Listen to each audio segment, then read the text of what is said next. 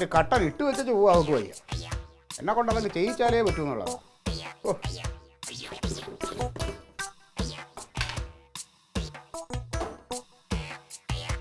നമ്മളെ വിചാരം അവൾക്ക് മാത്രമേ എല്ലാം അറിയാവൂ. എപ്പോൾ ഇനി തിളക്കി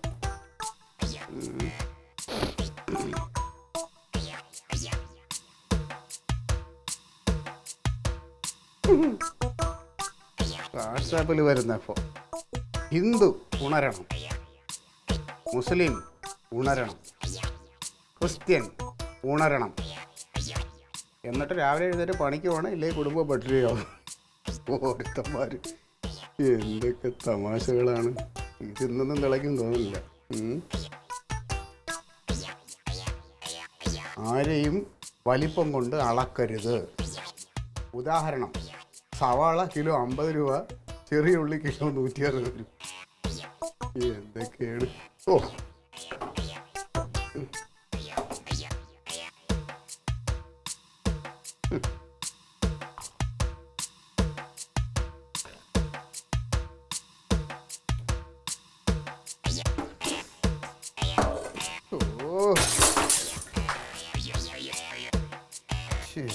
ചെയ്യൂന്ന് ആലോചിക്കണേ.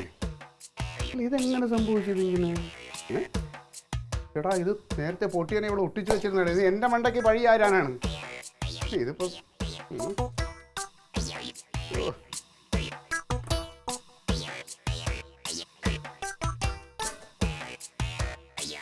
ഇതും പൊട്ടിയത് തന്നെ.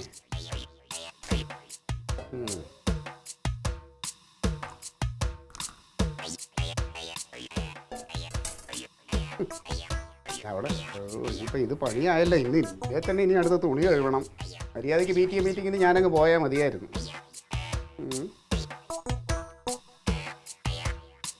എറണാകുളത്ത് മാളിൽ കട്ടൻ ചായക്ക് 100 രൂപ.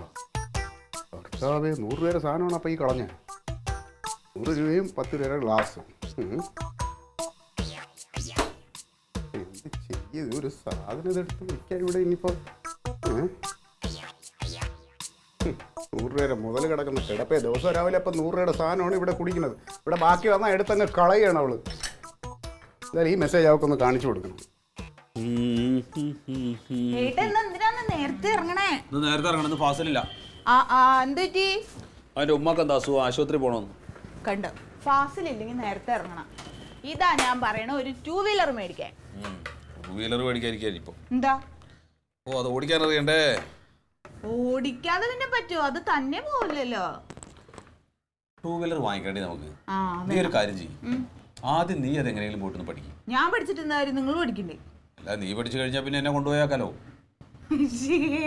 എന്തേ? സ്കൂളിൽ കൊണ്ടുവിടും, തിരിച്ചു കൊണ്ടുവരും. അങ്ങനെ എനിക്ക് പേടിയത്. നാളല്ലല്ലോ, ധൈര്യം വേണം മനുഷ്യരായ. പേടിക്കണ്ടേ? 2 വീലർ വാങ്ങിക്കണം, നമുക്ക് കാറും വാങ്ങിക്കണം, എല്ലാം വാങ്ങിക്കണം. അയ്യോ അത്ര വേണ്ട. എന്താ? ഒരു സ്കൂട്ടർ വാങ്ങിക്കണ്ടേ? എന്നിട്ട് ഏട്ടൻ പഠിക്കണം. എന്നിട്ട് ഏട്ടൻ ഇവിടുന്ന് ഓടിച്ചോണ്ട് പോണം. അതൊന്ന് കണ്ടാ മതി. അതൊക്കെ ഒരു സ്വപ്നാടി. ഇനിയൊക്കെ പഠിച്ചാ പഠിയൂ. കഷ്ടണ്ട്. എനിക്ക് പേടിയാണ്. അതാണ്. അത് എന്നെ പേടിത്തോണ്ടേ. എന്താ അവിടെ രണ്ടും കൂടെ വഴക്ക് തുടങ്ങിയ? അതിന് വഴക്കിടാൻ നാത്തൂന് അവിടെ ഇല്ലല്ലോ. അവളോട് പോയി? ഇന്ന് തക്ലിയുടെ PT മീറ്റിംഗ് അല്ലേ, ക്ലീറ്റോ ചേട്ടൻ പോയില്ല. നാത്തൂനാ വേഗണേ. ഓ, അപ്പൊ അവന്റെ വകയായിരിക്കുന്നു അടുക്കള പണി. അയ്യോ, അതിനാണ് ഇത്ര ബഹളം. എന്തെങ്കിലുമൊക്കെ പണി ചെയ്യട്ടെ എന്ന്. എന്തെങ്കിലും ചെയ്യുമല്ലോ. എന്നാ ശരി, ഉച്ചക്ക് കഴിക്കാൻ തന്നെ. ഞാൻ എന്തോ ഒന്ന് പറയാൻ പറ്റല്ലോ. എന്താ? എന്തെങ്കിലും സാധനം വാങ്ങിക്കാൻ ബാക്കിയുണ്ടോ? സ്കൂട്ടർ. ഉച്ചക്ക് നേരത്തെ വന്നോട്ടോ. ആ വരാം വരാം വരാം. എന്താ വരാം വരാം വരാം. തങ്കഭസ്മക്കോറിയിട്ട് തമ്പുരാട്ടി നിന്റെ തിങ്കളാഴ്ച നോയമ്പിന്ന് മുടക്കും ഞാൻ. നിന്റെ തിങ്കളാഴ്ച ചൊവ്വ ബുധൻ വ്യാഴം വെള്ളി.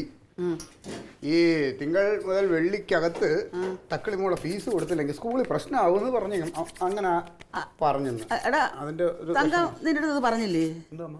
അയ്യോ, അത് പെൻഷൻ കിട്ടിയപ്പോ തന്നെ ഞാൻ അവളെ ഏൽപ്പിച്ചില്ലേ? ഫീസിനുള്ള പൈസ കൊടുത്താ? പിന്നെ അപ്പൊ ഞാൻ ഇന്നിപ്പോ എങ്ങനെ അത് ഒപ്പിക്കും എന്നുള്ള ഒരു വിഷമത്തിലായിരുന്നു. കാര്യത്തിൽ വിഷമിക്കണ്ട. സമാധാനമായി. നീ എന്തെങ്കിലും കഴിച്ചാ? ഞാൻ ഇവിടെ പോലെ ബ്രെഡും ജാമും ഇരുന്നു അത് കഴിച്ച് പിന്നെ കട്ടനും ഇട്ട് കുടിച്ചു. എന്തിനാടാ ഈ കട്ടനും ബ്രെഡും ഒക്കെ ഉണക്ക ബ്രെഡ് തന്നെ പോയത്? ഞാൻ നല്ല ഇഡലിയും സാമ്പാറും ഉണ്ടാക്കി വെച്ചിരിക്കുകയല്ലേ ഇവിടെ. അത് അമ്മ നമ്മൾ പാർട്ടിക്കാരെന്ന് പറഞ്ഞാൽ കട്ടാൻ ചായയും പരിപ്പ് കൂടെയൊക്കെ കഴിച്ച് ജീവിക്കുന്ന ആളുകളാണ്. അല്ല ഇനിയിപ്പോൾ നാളെ പിന്നെ തങ്കം ഇവിടെ ഇല്ലാത്തതുകൊണ്ട് ഞാൻ അങ്ങനെ എന്തെങ്കിലും പറയരുത്. നിനക്കും കൂടെ അവിടെ ഉണ്ടാക്കി. അയ്യേ ഞാൻ അങ്ങനെ ഒരു പരാതിക്കാരനേ അല്ല. എന്നാ പിന്നെ അമ്മ ഇറങ്ങിക്കോ. അല്ല നീയല്ലേ ഇറങ്ങാൻ നിന്നത്? അല്ല ഞാനേ അമ്മ ഈ എന്തോ മറന്ന് അതിങ്ങനെ ആലോചിക്കും എന്താണ് ഞാൻ ഈ മറന്നതെന്നുള്ളത്. അത് ശരി. അമ്മ ഇറങ്ങിക്കോ. ഞാനത് ഓ എടാ നീ അവിടെ ഒന്നും തപ്പണ്ട, കാശൊന്നും ഇല്ല, അത് അവള് കൊണ്ടുപോയി. ഞാൻ കാശ് വെച്ച് അമ്മയുടെ കാര്യം പറഞ്ഞു. അല്ല നിന്നെ എനിക്ക് അറിഞ്ഞൂടെ. അയ്യേ അമ്മ എന്നെ അങ്ങനെ കണ്ടേക്കണേ. അങ്ങനെയൊന്നും കണ്ടില്ല. ഞാൻ അത്രക്കാരനൊന്നുമല്ല. എന്റെ പാർട്ടിയിൽ ആരെങ്കിലും കേട്ടാണ്ടല്ലോ ഭയങ്കര നാണക്കേടാണത്. എന്റെ പൊന്നിന് അത് വെളിയിൽ വെച്ചല്ലേ, നമ്മുടെ വീട്ടിൽ വെച്ചല്ലേ ഞാൻ പറഞ്ഞത്. എങ്കിലും ഇത് ആരെങ്കിലും നടന്നു പോയ വഴിയെ പോയി ആരെങ്കിലും കേട്ടാ മോശമല്ലേ അമ്മ? അത് മോശം തന്നെ, നീ അഭിമാനിയാണെന്നൊക്കെ എനിക്കറിയാം. എന്നാ പിന്നെ ഇറങ്ങ്.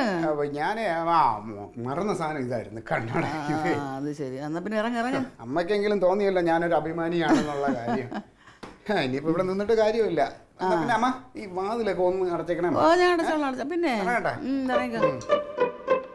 എന്നാലും അവൾ എന്നോട് വാക്ക് പറഞ്ഞില്ലല്ലോ. ആ ഈ ട്രാൻസ്ഫോമറാണ് കംപ്ലൈന്റ് എപ്പോഴും പൊട്ടലും. സാറേ എന്റെ ആളിയെ പണിയോട് കൈ തന്നെ. സാറേ ഒരു ഫോട്ടോ എടുത്ത് വെക്കാം സാറേ. ഒരു ഫോട്ടോ എടുത്തോളൂ. അറിഞ്ഞില്ലേ? ഇത് ഞാൻ അറിഞ്ഞില്ല സാറേ, വിവരമൊന്നും അറിഞ്ഞിട്ടില്ല. അപ്പോ ഈ വിവരം അറിയാൻ നീ പറയും എന്താണെന്ന് വെച്ചാ. നമ്മുടെ ശിവൻകുട്ടി സാറല്ലേ ട്രഷറർ? മരിച്ചാ? നീ കാര്യം പറ. ആള് പാർട്ടി ഫണ്ടുമായിട്ട് മുങ്ങി. നന്നായി, അങ്ങനെ തന്നെ വേണം. പാർട്ടിക്ക് അങ്ങനെ തന്നെ വേണം. എന്നെ ട്രഷറാക്കുമെന്ന് ഞാൻ പ്രസിഡന്റിനോട് പറഞ്ഞല്ലോ. അപ്പൊ കേട്ടില്ല, എന്നെ വിശ്വാസം ഇല്ല. സാറ് എന്ത് വിചാരിച്ചിട്ടാ? അല്ല കോമള, നമ്മൾ ഇന്നലെ സുരേന്ദ്രൻ മുതലാളിയിൽ നിന്നും ഹാജി സാഹിബിന്റെ ഇന്നലെ നമ്മൾ പാർട്ടി ഫണ്ടിലേക്ക് ഒരു 7 ലക്ഷം രൂപ മേടിച്ചു. അപ്പൊ അതന്നെ ഞാൻ ഈ പറഞ്ഞു വന്നത്, അതും കൊണ്ട് മുങ്ങി. ആ പൈസ കൊണ്ട് മുങ്ങിയാ? എന്റെ കർത്താവേ, അപ്പൊ നല്ലൊരു തുകയും കൊണ്ടാണല്ലോ മുങ്ങിയത്. ഓ പാർട്ടിക്ക് ഇങ്ങനെ തന്നെ വേണം.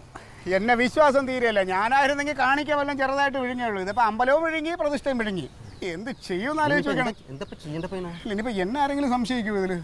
എനിക്കും എന്താ പറഞ്ഞ? അല്ല സാർ, നമുക്ക് പോയി ഒന്ന് അന്വേഷിക്കാം. ഒരു കാര്യം ചെയ്യാം, വണ്ടി ഒന്ന് കൈ കാണിക്കാം. കയ്യിൽ കയറി പോവാം.